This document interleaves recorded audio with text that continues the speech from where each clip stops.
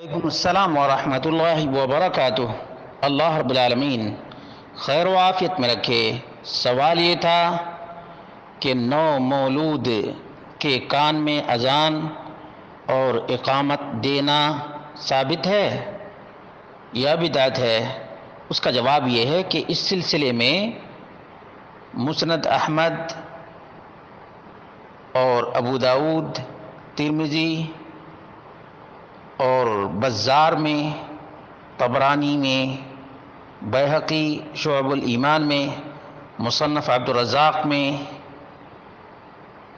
جو روایت عاصم بن عبید اللہ عن عبید اللہ بن ابی رافع عن ابیہ سے روایت آئی ہے کہ رأیت رسول اللہ صلی اللہ علیہ وسلم اذن فی اذن الحسن بن علی حین ولدته فاطمہ بالصلاۃ، میں نے رسول اللہ صلی اللہ علیہ وسلم کو دیکھا کہ جب فاطمہ رضی اللہ عنہا نے حسن رضی اللہ عنہ کو جنا تو اللہ کے رسول صلی اللہ علیہ وسلم نے کان میں نماز والی اذان دی۔ اس روایت میں عاصم بن عبید اللہ، اس کے بارے میں امام ابو حاتم امام الجرح والتعدیل کہتے ہیں منکر الحدیث۔ عاصم بن عبید اللہ منکر الحدیث ہے، مضطرب الحدیث بھی ہے، لیس لہ حدیث یعتمد علیہ، منکر الحدیث ہے، مضطرب الحدیث ہے اور اس کی کوئی حدیث قابل اعتماد نہیں ہے۔ اسی لیے امام ابن معین نے ضعیف قرار دیا ہے۔ امام بخاری نے کہا منکر الحدیث۔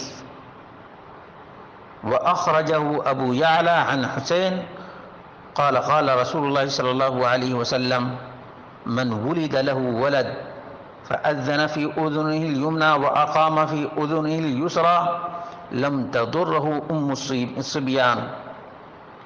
یہ روایت کہ جس کو اللہ رب العالمین نے بیٹا دیا تو اس کے داہنے کان میں اذان دیا اور بائیں کان میں اقامت کہی تو ام الصبیان کی بیماری اس کو نقصان نہیں پہنچائے گی۔ اس روایت میں بھی مروان بن سالم الغفاری ہے، وہو متروک، اور یہ راوی متروک ہے، یعنی تمام محدثین نے چھوڑ دیا اس کو، اس کی روایت لی ہی نہیں۔ امام بیہقی نے شعب الایمان میں بیان کیا ہے کہ من طریق الحسن بن عمرو عن القاسم بن مطیب عن منصور بن صفیہ عن ابی معبد عن ابن عباس ان النبی صلی اللہ علیہ وسلم اذن فی اذن الحسن بن علی یوم ولد فاذن فی اذنہ الیمنى واقام فی اذنہ الیسرى۔ اس میں ہے کہ نبی کریم صلی اللہ علیہ وسلم نے حسن بن علی کی پیدائش کے دن داہنے کان میں اذان اور بائیں کان میں اقامت کہی۔ وہذا منکر، یہ روایت بھی منکر ہے۔ کیوں منکر ہے؟ فالحسن بن عمرو کذبہ البخاری، اس کا راوی حسن بن عمرو ہے، امام بخاری نے کذاب کہا ہے، یعنی دروغ گو، جھوٹا کہا ہے۔ ولا يثبت في استحباب الاذان في اذن الصبي، نومولود کے کان میں اذان دینے کے مستحب ہونے کے سلسلے میں کوئی بھی روایت ثابت نہیں ہے۔ عن ابی رافع قال رأيت رسول اللہ صلی اللہ علیہ وسلم اذن في اذن الحسن بن علی حين ولدته فاطمہ بالصلاة۔ یہ ترمذی کی 1514 نمبر، ابو داود کی 5105 نمبر کی روایت ہے۔ حافظ ابن حجر العسقلانی کہتے ہیں مدارہ علی عاصم بن عبید اللہ وہو ضعیف، تلخیص الحبیر جلد نمبر 4 صفحہ نمبر 149،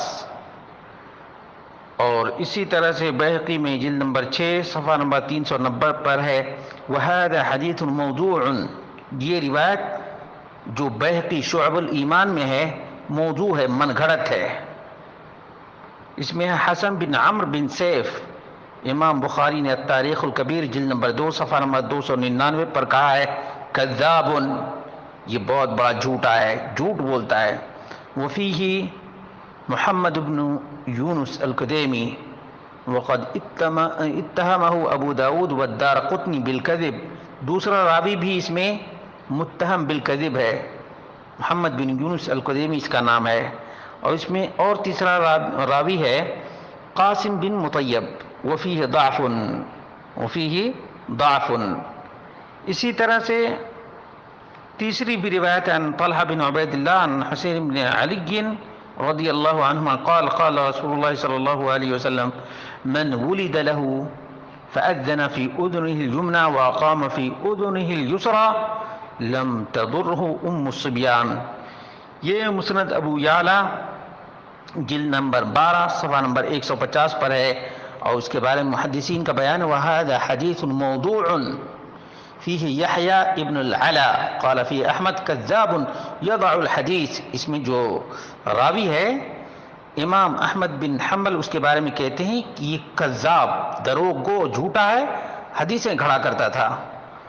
وقال الدارقطنی متروک، امام دارقطنی کہا کہ متروک ہے، اور اس میں مروان بن سالم ہے۔ وقد قال عنہ ابو عروبہ الحرانی یضع الحدیث، حدیثیں گڑا کرتا تھا۔ وقال البخاری و ابو داود و ابو حاتم الرازی منکر الحدیث۔ اور شیخ ناصر الدین البانی نے سلسلۃ الاحادیث ضعیفہ میں کہا ہے 321 نمبر پر بأنہ موضوع روایت ہے۔ اسی طرح سے پانچویں روایت ہے ام الفضل بنت الحارث الہلالیہ قالت مررت بالنبی صلی اللہ علیہ وسلم وهو جالس بالحجر فقال يا ام الفضل قلت لبيك يا رسول الله قال انك حامل بغلام قلت يا رسول الله وكيف قد تحالفت قريش ان لا يأتوا النساء قال هو ما اقول لك فاذا وضعتيه فاتني به قالت فلما وضعته اتيت به النبي صلى الله عليه وسلم فاذن في اذنه اليمنى واقام في اذنه اليسرى وألباه من ريقه وسماه عبد الله ثم قال اذهبي بأبي الخلفاء قالت فأتيت العباس فأعلمته۔ یہ طبرانی کی روایت ہے، لمبی روایت ہے، معجم اوسط میں 9250۔ وهذا حديث ضعيف جدا فيه أحمد بن رشد بن خثيم قال الهيثمي رحمه الله وفيه أحمد بن راشد الهلالي وقد اتهم بهذا الحديث، مجمع الزوائد جلد نمبر 5 صفحہ نمبر 340۔ یہ وہ تمام روایات ہیں جن کا سہارا لے کر یا جن کو بنیاد بنا کر بعض لوگ نو مولود کے کان میں اذان اور اقامت کہتے ہیں۔ جہاں تک بہانہ کی بات ہے تو یاد رکھیے گا جو مسلمان کے گھر میں پیدا ہوتا ہے وہ مسلمان ہی کہلاتا ہے، وہ مسلمان ہی کہلاتا ہے۔ اور سب سے اہم بات یہ ہے کہ جو چیز نبی مکرم صلی اللہ علیہ وسلم سے ثابت نہ ہو اس کے بارے میں اپنی قیاس آرائی نہیں کرنی چاہیے۔ اس لیے عمر بن خطاب رضی اللہ عنہ نے بہت ہی زیادہ نکیر کی ان لوگوں پر جو لوگ قرآن و سنت کے دلائل کے مقابلے میں قیاس آرائی کرتے ہیں۔ جب یہ روایت ثابت ہی نہیں ہے تو جب آدمی کو اللہ رب العالمین اولاد سے نوازے تو اللہ کا شکر ادا کرے، اللہ کا شکر ادا کرے۔ جہاں تک نو مولود کی بات ہے تو اس کو اس طرح سے کہے جس طرح سے اللہ کے رسول صلی اللہ علیہ وسلم کہا کرتے تھے، اور جو ثابت ہے وَأُعِيذُكَ بِكَلِمَاتِ اللَّهِ التَّامَّةِ مِنْ كُلِّ شَيْطَانٍ وَهَامَّةٍ وَمِنْ كُلِّ عَيْنٍ لَامَّةٍ، یہ کہنا چاہیے۔ جہاں تک اذان اور اقامت کی بات ہے تو یہ بالکل روا، درست اور جائز نہیں ہے۔ جو لوگ ضعیف روایتوں کا سہارا لے کر ایسا کرتے ہیں انہیں اللہ رب العالمین سے ڈرنا چاہیے، اور جو چیز رسول اللہ صلی اللہ علیہ وسلم سے ثابت نہیں ہے اس کو نبی مکرم صلی اللہ علیہ وسلم کی طرف منسوب نہیں کرنا چاہیے، ورنہ بڑی ہی وعید شدید ہے۔ من کذب علی متعمدا فلیتبوأ مقعدہ من النار، رواہ البخاری و مسلم، کہ جس نے بھی جان بوجھ کر میری طرف جھوٹی بات کی نسبت کی اسے اپنا ٹھکانہ جہنم میں بنا لینا چاہیے۔